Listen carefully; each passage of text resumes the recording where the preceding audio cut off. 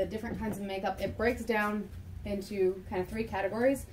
There are water-based makeups, oil-based makeups, and powders that have no liquid base. They're powder base.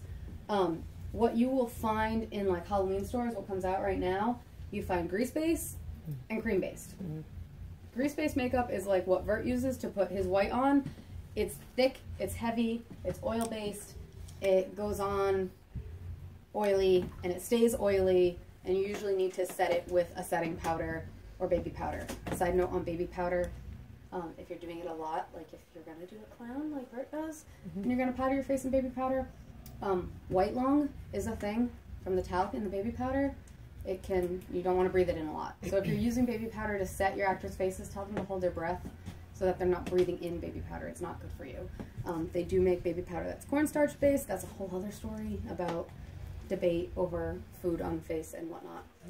It's a fine line. So this, I'll pass some of these around. Whoop. It's funny, I just ran into somebody in the Midway trailer earlier, I'm sorry, Hayride trailer, who goes to Paul Mitchell. Oh, okay. And they said that a bunch of people there talk about me because I did a class about this for them last year. Neat. This is Ben Nye is another company that you guys will see a lot of, and they're pretty good across the board. I have no issues. This is a color cake. This is like a powder-based foundation, kind of rub. You see, it's chalky. We don't really use these a lot because you can't get this is layered. You got to layer this. This is going to be light. This is like for a photo shoot kind of thing. So I'll pass that around. You guys can touch it. We have it. There's really no reason for us to use it because it just takes too much time to get it to show, and we only have it in like white. This is a Mehron cream tube. Cream is a lot like grease, but it's water-based. So where grease is oil-based and it will go on like heavy and stay heavy and not spread very well and never dry. Cream-based makeup is water-based. It goes on similar but more opaque. It goes on, right. And it's water-based, so you can blend it out a little bit easier. So this is cream makeup. Mehron does their cream in a tube, or they do it a little bit thicker in like a stick that you get, like a push pop almost. So you can check that out. When you put it on, you'll tell it goes on wet, and it takes a little bit longer to dry than like the water base we use. But you can spread it a lot, like a lot, which is kind of a nice feature. And it will eventually start to dry. It does. You can see as I'm trying to take it off. Cream does not come off as easily as water-based. Thank you. It will sink into like the creases and the pores. I tell actors all the time, like, you can put them back up. Oh, okay. Well, I also had a comment too when you're done. Yeah. Oh, just with the powder? Yeah. They have special applicators. They're essentially oversized eyeshadow brushes. Yeah. And that makes the powder go on a lot better, but it's still very subtle. It's nothing really that we would do here. Even for bruising, it would be too light. Right. Because here we need things to be so like dark and cartoony for the lighting. But if you guys are pursuing special effects makeup or makeup in general as a career, it's something you do, it's good to know these kinds of things. And it can be useful information if you end up getting a chance to do like a photo shoot or a movie gig. You can get those kind of subtleties with powder, which are really nice. I mean, everyone knows highlights. They've been a huge thing lately, so a highlight is a good example of a powder.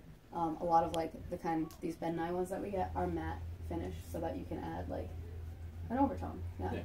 I've actually, one of my favorite things to do when I've done some magazine paints was to use the water-based Mehron to create my colors and then take some of their powders to blend it instead of trying to blend it right off the water base. Yeah, that's another thing that I was saying with like the Krylon or the Wolf.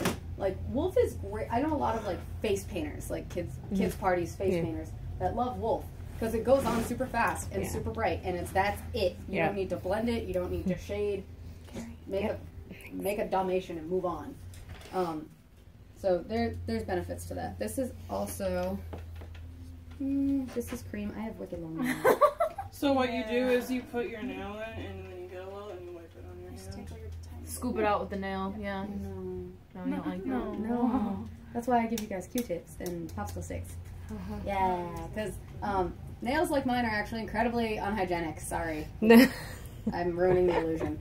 But I was a bio major, and if you actually like swab under your nails, there's tons of bacteria and stuff in there. So we don't want to use our nails or our fingers as much. You want to like keep your fingers and hands off people's faces as much as possible. So if you can apply with toothpicks and Q-tips and makeup applicators and brushes and sponges, that's why I try and supply you with multiple kinds of applicators, because what you can do with a fingertip, you can usually do with a Q-tip as well, or like a beauty blender, or you can get something else in there. Like I try not to put my hands on people's faces as often as possible. I know we rush a lot, but it's just something to keep in the back of your head. And it's twofold, because you don't know where these people's faces have been or if they wash them. So, you know, you don't, like, haunt plague, like I always say, haunt plague spreads, and we are the first line of defense between keeping it from spreading from one person to another, because our bodies, our hands, our kits, our brushes are the thing that touch everybody. So that's why I'm big on sanitizing. Sanitize your stuff. Don't leave your brushes sitting in dirty water.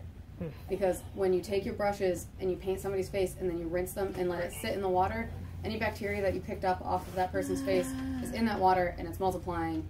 And the longer you let it sit there, the more bacteria you get, the grosser it is. Especially if they have acne. Especially if they have acne. Skin oils, dead skin cells, those are the things that we're transmitting between people. It's gross, right? So when you actually understand, like, I know sometimes it's annoying for me to be like, hey, what are you doing with that brush? Or where's that brush? If you look at my setup when I do makeup, it's almost always a paper towel and my paints. Like, when I first started here, I was like a surgeon. My table was spotless. I would come in every day, I'd put down my sheet of paper towel, I put down my makeup, my brushes, I keep my dirty brushes separate, my water cups, my alcohol spray bottles. Like, I give you Dixie cups for a damn reason, and it's because you can't put your brush in here without it falling over. Yeah, see, I'm momming the hell out of all of you. You get little cups because you can't do this. You'll make a mess. So that's why I say put your water in these cups. You can rinse and then put it back down on your paper towel, because your paper towel is a barrier from that surface. If you guys want to go a step farther and be really sanitary, you can spray. Everyone has an alcohol spray. I have tons of alcohol. I will refill you. Spray with alcohol. Get a little cup of alcohol. Rinse your brush in there and then water. The only thing to note with the alcohol is if you're going to rinse your brush in the alcohol or spray, you need to reduce it with water after, because if anybody has like a chapped lip or an open sore, the alcohol will burn. It will sanitize, but it will also burn, and we don't want our actors to hate us. No. That would be bad. But yeah, if you want to go a step farther beyond the paper towels, you can get a whole plastic party table cover at Walmart for 97 cents, and it's like multiple feet long kind of thing. So that's a note too if you guys want to go there. So this is the cream that's a little bit thicker than the tube that I sent around. If you guys want, I can grab some Q-tips. Let me do that. I'll grab some Q-tips so you guys can feel. It's a little bit denser.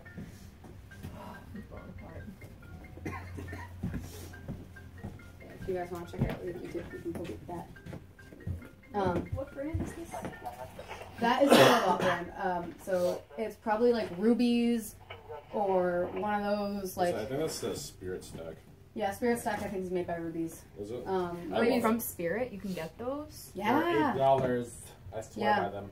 They're really good. They're really awesome. And I wish I had packaging for anything. Rubies is easy to spot because if you look in the corner of the packaging, it's a circle with a little clown in it doing one of these. Yeah, see?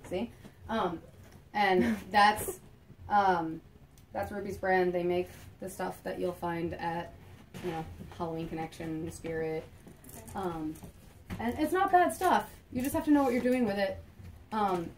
And, you have to be aware that, like, if you put grease paint on your actors, you should set it with some kind of setting powder. You should let them know it's oily. You should ask your actors what skin type they have if they know. And, like, most of them will be like, I don't know, I don't care, whatever, I'll take care of it later. But, like, if they have really oily skin, maybe don't put grease paint on them because grease paint is full of oil. If they have really dry skin, maybe don't put, like, a powder or a water base that will dry them out more. We don't want to make our people miserable, and we want to be educated as makeup artists. So, not really a great segue.